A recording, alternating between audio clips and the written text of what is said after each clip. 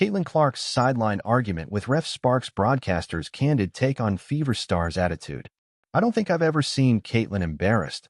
Caitlin Clark's high school coach Kristen Meyer once said. That checks out.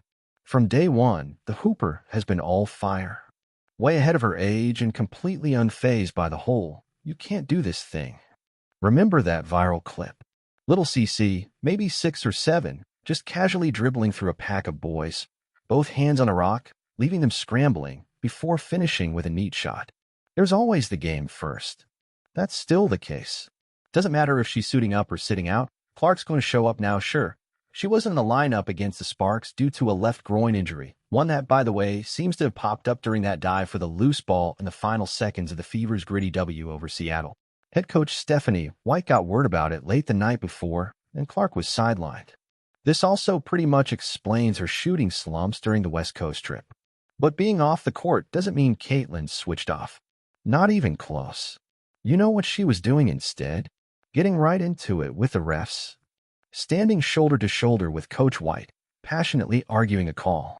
It was so intense, the broadcasters said it out loud. The competitive nature of Caitlin Clark does not go away even when she is not playing. Another added, feisty, right? One look at her frustrated turn away after the argument, and you could feel it. She wanted to be in the game, not next to it. Or at least she was tired of the officiating. That wasn't even the only incident. Later in the second quarter, her bench antics got a little too spicy. Sparks guard Kelsey Plum, probably half joking but also half not, motioned to the refs like, hey, tee her up. Imagine getting a tech from the bench. But it's not new. She has come close before. Like that Fever season opener, where she almost got it for celebrating too much. That's peak CC. This is just who she is. When she was out the last time, she showed up at every game. When Fever struggled against the Mystics, Clark wasn't about to sit quiet.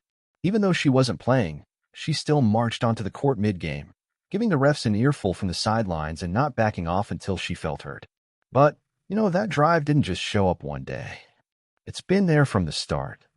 Diane Murphy, Clark's first-grade teacher, still remembers seeing it.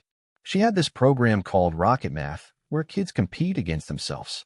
But not Caitlin. She took it to a whole new level, and it became very competitive, Murphy said. She wanted to beat everybody's level in the classroom. Now, flash forward to 2025. She's 23. In just her second year as a pro, she is leading a team that also has vets, like she's been in this league forever. Even from the bench, she's fighting for every possession, every whistle, every advantage. But while she's barking at refs or hyping her squad from the sidelines, you really feel her absence on the floor. Without her, the Fever stumble. Fever fumble late without Caitlin Clark as spark seal it. The Indiana Fever really could have used Caitlin Clark's spark last night. In her absence, things were messy, scrappy, and ultimately heartbreaking as Indiana fell 85-75 to the Los Angeles Sparks at Gainbridge Fieldhouse on Thursday night. The game started out rough for both squads. Indiana shot a brutal 29.7% from the field in the first half. And somehow, they were still winning. That's how chaotic this one was early on. The Sparks had their own share of struggles, going 9 whole minutes without a field goal from the end of the first quarter into the second. What kept the Fever afloat? That gritty defense. Indiana forced 15 turnovers in the first 20 minutes, giving them 10 extra shots compared to LA's Sophie Cunningham and Aaliyah Boston led the charge with 4 steals each, and at one point, it looked like the Fever were going to pull this off with hustle alone. By the end of the third quarter, Indiana was up 58-50. But then, the fourth quarter happened. The Sparks, who'd been coughing up the ball all night, suddenly played flawless basketball. Not a single turnover in the final frame. And they opened the fourth on a nasty 19-8 run, taking the lead for the first time in the half. Indiana didn't totally fold. They kept tying it up, trying to claw back in. But every time they got close, a little mistake would send them crashing back down.